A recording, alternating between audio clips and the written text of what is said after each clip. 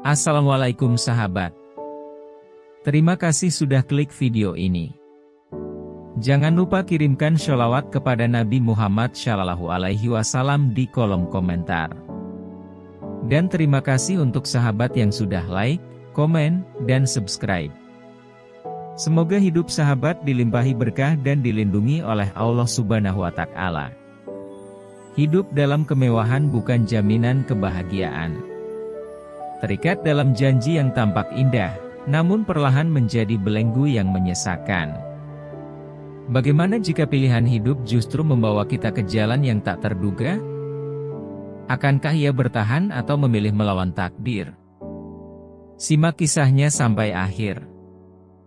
Diana menatap pantulan dirinya di cermin besar kamar mewah yang dulu hanya bisa ia impikan.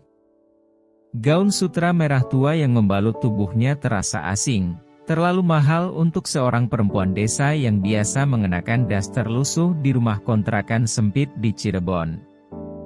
Namun, inilah kenyataan barunya, sebuah dunia yang berkilau dengan emas dan permata, tetapi juga menyimpan bayang-bayang yang mencekik kebebasannya. 5 tahun lalu, Diana adalah seorang tenaga kerja wanita biasa yang berangkat ke Arab Saudi dengan harapan sederhana, mencari nafkah untuk orang tua dan adiknya di kampung. Ia tak pernah menyangka bahwa takdir akan membawanya ke istana Syekh Umair, pria yang namanya begitu dihormati dan ditakuti. Sejak awal, Diana tahu bahwa bekerja di rumah keluarga kerajaan bukanlah hal mudah. Tetapi yang paling mengejutkan adalah ketertarikan Syekh Umair padanya. Pria itu bukan hanya sekadar majikan, tetapi juga seorang pria yang membawa aura kekuasaan yang sulit ditolak. Pertemuan pertama mereka terjadi di taman istana, saat Diana tengah menyiram bunga di bawah terik matahari. Syekh Umair mendekatinya dengan tatapan tajam, memandangnya seperti seseorang yang baru saja menemukan sesuatu yang berharga. "Kau berbeda," katanya lirih, sebelum melangkah pergi, meninggalkan pertanyaan besar di benak Diana. Sejak saat itu, kehadiran Syekh Umair dalam hidupnya menjadi semakin nyata. Ia mulai sering dipanggil mengurus hal-hal pribadi sang Syekh, dari menyiapkan teh hingga mengatur pakaian. Perhatian yang diberikan Syekh Umair terasa aneh, seperti ada sesuatu yang tengah direncanakan pria itu. Kemudian datanglah tawaran yang mengubah segalanya. Suatu malam, Diana dipanggil ke ruang kerja Syekh Umair. Di ruangan yang penuh dengan rak buku antik dan hiasan emas itu, pria itu mengutarakan keinginannya. "Menikahlah denganku, Diana," suaranya tenang, seolah hanya menawarkan secangkir teh. Tetapi syaratnya membuat jantung Diana hampir berhenti berdetak. Ia harus melahirkan 10 anak untuknya. Sebagai imbalan, ia akan mendapatkan segalanya, harta, perlindungan, dan status yang tak pernah ia bayangkan sebelumnya. Diana tak bisa langsung menjawab. Ini bukan sekadar pernikahan, ini adalah kontrak yang menuntut tubuh dan jiwanya. Namun, di tengah kebimbangan, ia memikirkan keluarganya di Cirebon. Adiknya yang membutuhkan biaya sekolah, ibunya yang mulai renta, ayahnya yang sakit-sakitan. Apakah ini harga yang harus dibayarnya demi memastikan mereka tidak lagi hidup dalam kemiskinan? Malam itu, ia menangis dalam kesepian, menimbang antara harga dirinya dan masa depan keluarganya. Akhirnya, dengan hati yang tak sepenuhnya rela, Diana berkata, "Aku setuju." Kalimat itu meluncur dari bibirnya dengan berat, seakan menandatangani takdir yang tak lagi bisa diubah. Pernikahan itu berlangsung dengan tertutup, tanpa saksi dari pihaknya, tanpa suara riuh yang biasanya menyertai pernikahan seorang sultan. Dan sejak saat itu, kehidupannya berubah total. Ia tak lagi seorang pembantu, tetapi seorang istri, namun dengan beban yang begitu berat menghantam pundaknya. Tahun pertama, ia melahirkan anak pertama mereka, seorang bayi laki-laki yang langsung menjadi pusat perhatian keluarga kerajaan. Tahun kedua, anak kedua lahir. Tahun ketiga, keempat, dan kini ia kembali mengandung anak kelima. Tubuhnya lelah, pikirannya semakin terkikis oleh ketakutan. Apakah dirinya masih memiliki kendali atas hidupnya? Ataukah ia hanya sekadar alat yang digunakan Syekh Umair untuk meneruskan keturunannya? Di balik kemewahan yang ia nikmati, ada satu ketakutan yang terus menghantuinya. Apa yang akan terjadi setelah anak ke-10 lahir? Apakah Syekh Umair masih akan menganggapnya berharga? Atau justru membuangnya seperti sesuatu yang sudah tak lagi berguna? Di malam-malam sunyi, di atas ranjang megah berlapis emas, Diana mulai menyadari sesuatu yang tak pernah ia pikirkan sebelumnya. Ia telah menyerahkan segalanya, namun mungkin tak akan pernah benar-benar memiliki apapun. Diana terbangun di tengah malam dengan napas memburu. Tangannya menggenggam erat seperai sutra, tubuhnya berkeringat meski ruangan ini begitu dingin. Bayangan mimpi buruk tadi masih jelas di kepalanya. Ia berdiri di tengah aula istana yang kosong, mendengar suara tangisan anak-anaknya memanggilnya dari kejauhan. Namun semakin ia berlari, semakin jauh mereka menghilang. Perutnya yang membesar membuatnya kesulitan bergerak. Ini adalah kehamilan kelimanya, dan seperti sebelumnya, tubuhnya semakin terasa lelah. Dulu, ia berpikir bahwa menjadi istri Syekh Umair akan memberinya kenyamanan, tetapi yang ia dapatkan hanyalah kelelahan yang tak berkesudahan. Setiap tahun, ia harus hamil, harus melahirkan, harus memastikan bahwa tubuhnya tetap kuat untuk mengandung lagi. Ia merasa lebih seperti ladang yang dipanen tanpa henti, bukan seorang istri yang dicintai. Syekh Umair masih memperlakukannya dengan baik, setidaknya di depan orang-orang. Ia memberinya segala yang ia butuhkan, perhiasan, pakaian mahal, pelayan yang selalu siap melayaninya kapan saja. Namun, Diana tahu bahwa semua itu hanyalah kompensasi. Syekh Umair tidak pernah bertanya apakah ia bahagia, apakah ia takut, apakah ia ingin berhenti. Ia hanya menunggu Diana melahirkan anak demi anak, seakan itu adalah tugas mutlak yang harus ia jalani. Malam itu, Diana duduk di tepi jendela besar kamarnya, menatap bintang-bintang yang bersinar di langit. Jauh di dalam hatinya, ia mulai bertanya-tanya, apakah ini semua sepadan? Apakah benar ia telah membuat keputusan yang tepat? Ia telah memberikan hidupnya untuk perjanjian ini, tetapi apa yang akan terjadi setelah anak ke-10 lahir? Akankah ia tetap menjadi istri Syekh Umair, atau justru dilupakan seperti barang yang sudah tak lagi berguna? Perasaan gelisah itu semakin menjadi saat ia mulai melihat perubahan dalam cara Syekh Umair memandangnya. Pria itu masih sering mengunjunginya di kamarnya, tetapi tidak seperti dulu. Tatapannya tak lagi penuh antusiasme, seolah Diana hanyalah bagian dari rutinitasnya. Ini mengingatkan Diana pada para selir yang sering dibicarakan para pelayan di istana. Perempuan-perempuan yang dulu sangat dicintai, lalu perlahan dilupakan seiring berjalannya waktu. Suatu hari, saat ia berjalan di taman bersama dua anaknya, ia melihat sesuatu yang membuat jantungnya mencelos. Di sudut istana, Syekh Umair sedang berbicara dengan seorang perempuan muda berparas cantik. Perempuan itu tertawa pelan, dan Syekh Umair menatapnya dengan cara yang pernah ia tunjukkan pada Diana dulu, penuh ketertarikan. Ada sesuatu yang bergetar di dalam dirinya, sesuatu yang selama ini ia coba abaikan, ketakutan akan dilupakan. Ketika malam tiba, Diana memberanikan diri untuk bertanya. "Syekh, apakah kau masih menginginkanku?" Suaranya nyaris berbisik, penuh ketakutan akan jawaban yang akan ia dengar. Syekh Umair menatapnya sejenak, lalu tersenyum tipis. "Tentu saja. Kau masih istriku. Hanya itu yang ia katakan sebelum meninggalkannya begitu saja. Diana ingin menangis, ingin berteriak, tetapi yang bisa ia lakukan hanyalah duduk diam di ranjangnya, merasakan hatinya perlahan runtuh. Hari-hari berikutnya terasa semakin berat. Diana merasa bahwa posisinya di istana mulai goyah. Para pelayan yang dulu sangat patuh kini mulai berani berbisik-bisik saat ia lewat.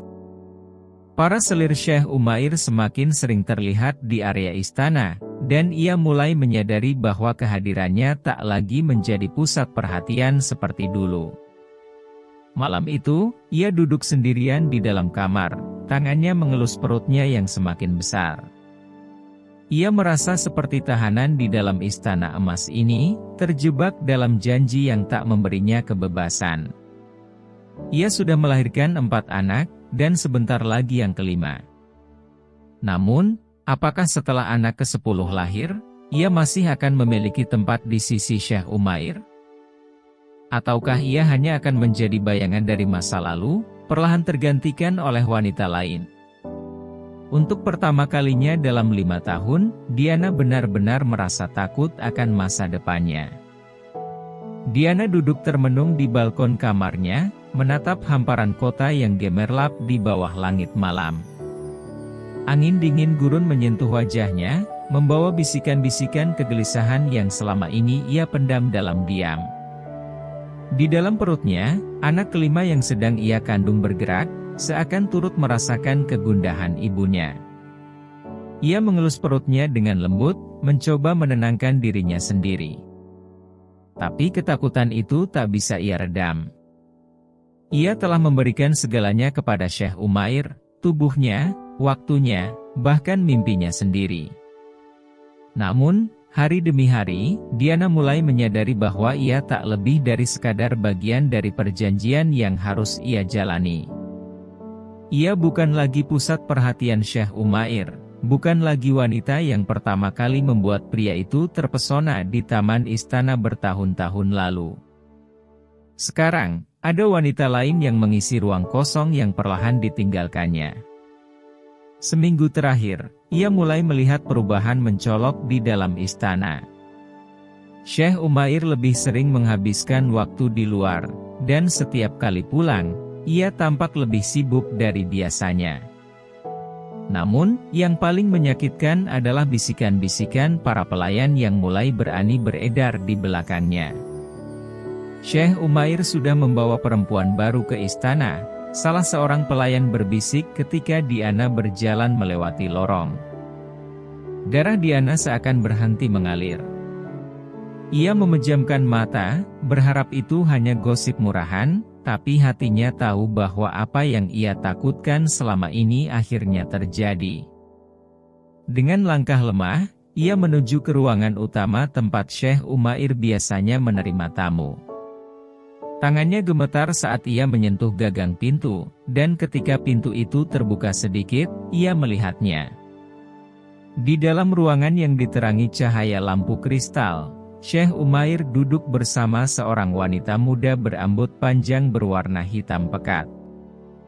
Wanita itu mengenakan gaun mewah yang bahkan lebih indah dari yang pernah diberikan kepada Diana. Mereka berbincang dalam nada rendah, dan Diana bisa melihat bagaimana tatapan Syekh Umair tertuju penuh pada perempuan itu, tatapan yang dulu hanya miliknya. Diana melangkah mundur, merasa dadanya sesak. Ia menutup mulutnya agar tidak menangis di tempat itu. Tubuhnya melemah, dan dunia di sekitarnya seakan berputar. Dengan langkah terseok-seok, ia kembali ke kamarnya dan membanting pintu.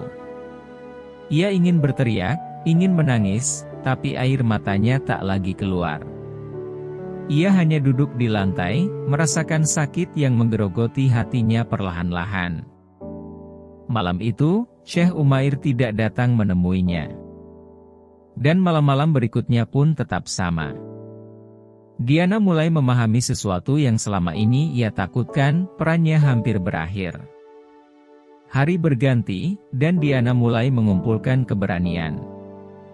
Ia tidak bisa terus berada dalam kebisuan, tidak bisa terus menahan sakit ini sendirian. Ia harus menuntut jawaban. Maka, di suatu malam ketika Syekh Umair akhirnya pulang ke istana, ia menunggunya di kamar. Ketika pria itu melangkah masuk, Diana berdiri dengan wajah yang penuh luka. "Siapa dia?" tanyanya tanpa basa-basi. Syekh Umair menghentikan langkahnya. Ia menatap Diana sejenak, lalu menghela napas panjang. "Kau tahu bagaimana tradisi di keluargaku, Diana. Aku harus memiliki lebih dari satu istri." Jawaban itu menusuk hati Diana seperti pisau tajam. "Jadi, aku hanyalah bagian dari tradisi itu?" Suaranya bergetar. Syekh Umair tidak menjawab, dan diamnya lebih menyakitkan daripada 1000 kata. Diana menggigit bibirnya, menahan tangis yang ingin pecah. "Aku telah memberikan segalanya untukmu, Umair. Aku telah mengorbankan hidupku, tubuhku, untuk perjanjian ini. Tapi kau bahkan tidak menghargai itu?" Mata Syekh Umair tetap dingin. "Diana, perjanjian kita masih berlaku. Kau tetap istriku, dan aku akan tetap memenuhi kewajibanku kepadamu. Tapi aku juga punya hak untuk mencari istri lain." Kata-kata itu menghancurkan Diana sepenuhnya. Ia menggenggam perutnya yang mulai sakit, merasakan sesak yang semakin menekan dadanya. Ia ingin membalas, ingin berteriak, ingin memaki, tapi ia tahu itu tak akan mengubah apapun. Ketika Syekh Umair meninggalkan kamar itu tanpa menoleh ke belakang, Diana menyadari sesuatu yang pahit. Ia bukan lagi bagian utama dalam hidup pria itu. Ia hanyalah satu dari sekian banyak wanita dalam istana ini, dan tak ada jaminan bahwa setelah anak ke-10 lahir, ia masih akan memiliki tempat di sini. Malam itu, untuk pertama kalinya, Diana tidak hanya merasa sakit hati. Ia mulai merasa marah. Diana terbangun dengan jantung berdebar. Nafasnya tersengal, peluh membasahi dahinya. Ia baru saja bermimpi buruk, ia melihat dirinya berdiri di ambang pintu istana, memegang bayi dalam gendongannya, sementara Syekh Umair berdiri di kejauhan, membelakanginya, tak lagi peduli. Dalam mimpi itu, ia berteriak memanggil nama pria itu, tetapi suaranya tak terdengar. Syekh Umair semakin menjauh, menghilang di balik bayang-bayang istana yang megah, meninggalkannya dalam kehampaan. Ketika ia membuka mata, kesadarannya langsung tertuju pada perutnya yang semakin membesar. Anak kelima yang dikandungnya kini semakin mendekati hari kelahiran, tetapi alih-alih bahagia, ia justru diliputi kecemasan. Ia mulai mempertanyakan semuanya. Bagaimana jika setelah anak ke-10 lahir, Syekh Umair benar-benar tak lagi menginginkannya? Apakah ia akan diusir dari istana ini, atau lebih buruk lagi, apakah ia akan dilupakan dan dibiarkan layu dalam kesepian? Pikiran itu menghantuinya sepanjang hari. Ia berjalan menyusuri lorong istana, matanya kosong.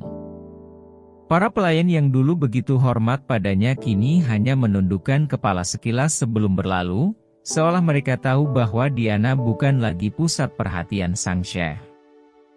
Ia merasa perlahan menghilang dari tempat ini, seperti bayangan yang semakin pudar. Namun, malam itu, sesuatu di dalam dirinya berubah. Ia menatap bayangannya di cermin besar kamarnya, seorang wanita dengan mata lelah dan wajah pucat, tetapi di balik itu semua, ada kobaran api kecil yang mulai menyala. Ia tidak bisa terus seperti ini. Ia tidak bisa hanya menunggu takdir menghancurkannya. Jika Syekh Umair ingin melupakannya, maka ia harus menemukan cara untuk memastikan dirinya tetap berharga, tetap tak tergantikan. Keesokan harinya, Diana mulai bergerak. Ia mulai memperhatikan kembali kekuatan yang masih ia miliki.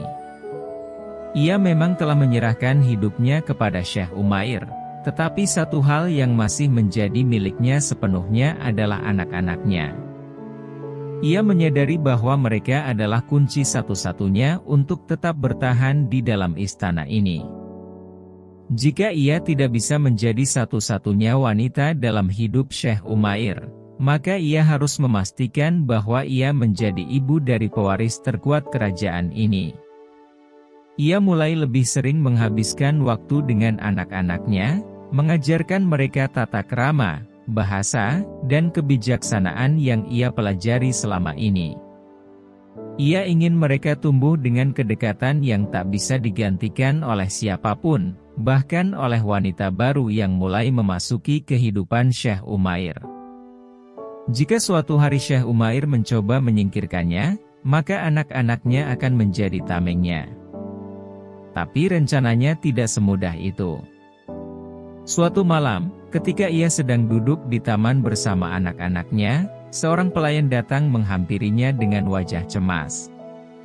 "Nyonya Diana, hamba mendapat kabar bahwa Syekh Umair sedang mempersiapkan sesuatu yang besar."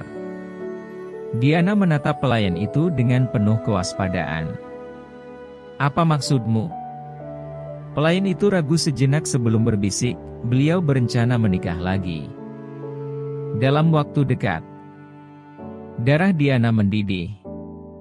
Tangan yang menggenggam perutnya semakin erat. Jadi, ini akhirnya terjadi. Syekh Umair tak hanya membawa wanita lain ke dalam istana, ia benar-benar akan menikah lagi. Ini bukan sekadar ancaman, ini adalah kenyataan yang siap menghancurkannya. Di dalam hatinya, Diana tahu satu hal, ia tidak akan tinggal diam. Jika Syekh Umair berpikir ia bisa dengan mudah digantikan, maka ia akan membuktikan bahwa dirinya lebih dari sekadar istri yang melahirkan anak. Ia akan berjuang. Dan jika perlu, ia akan melawan. Diana berdiri di depan jendela kamar megahnya, menatap bulan yang menggantung di langit gurun.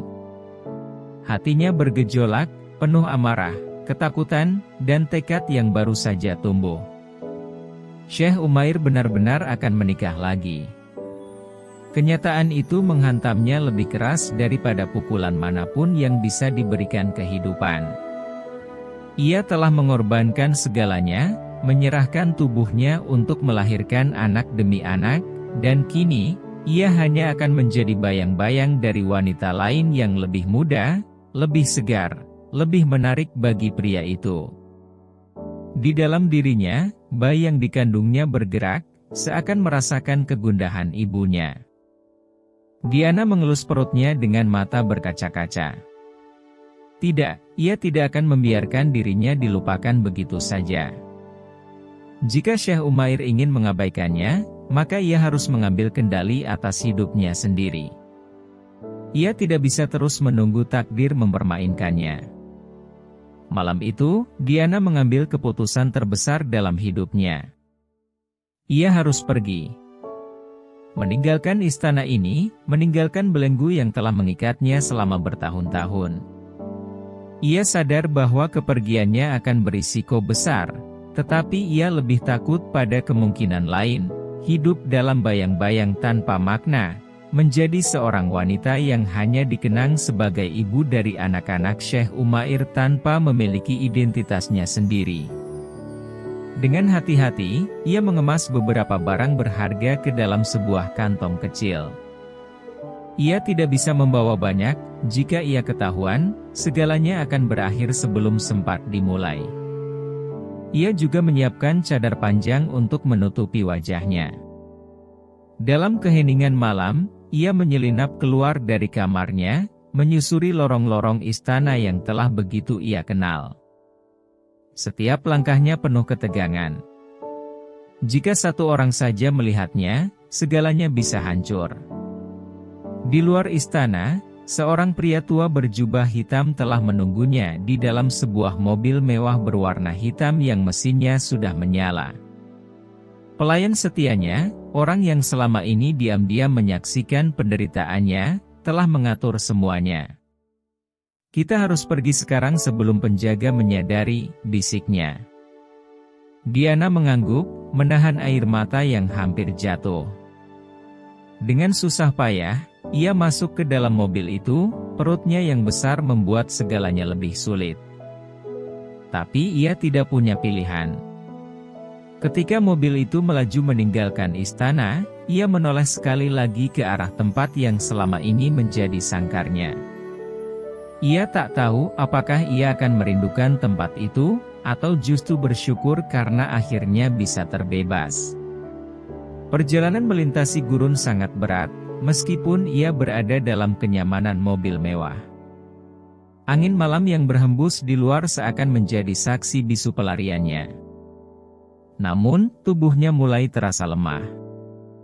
Setiap getaran kecil yang dihasilkan mobil membuatnya merasakan nyeri di perutnya. Ia menggigit bibir, menahan sakit. Tapi ia tidak bisa berhenti. Ia harus terus maju, demi dirinya, demi anak-anaknya, demi kehidupan yang lebih baik. Namun, takdir belum selesai mengujinya. Di tengah perjalanan, nyeri di perutnya semakin menjadi. Diana tersentak, tubuhnya mengejang. Air ketubannya pecah. Bayinya akan lahir. Pelayan tua itu terkejut. "Nyonya, kita harus berhenti." Diana menggeleng dengan napas tersengal. "Tidak. Kita harus terus," tapi tubuhnya tak mau diajak berkompromi. Rasa sakit itu semakin tak tertahankan. Ia tahu, ia tak punya pilihan. Bayinya akan lahir di tengah gurun, di bawah langit malam yang luas, jauh dari istana megah yang dulu menjadi dunianya. Dengan sisa-sisa kekuatan yang dimilikinya, Diana menggenggam tangan pelayan setianya. Dalam kepayahan, ia tersenyum tipis. "Ini adalah kebebasanku," bisiknya. Dan di dalam mobil mewah yang melaju di tengah padang pasir, di bawah rembulan yang menjadi satu-satunya saksi, tangisan bayi akhirnya menggema.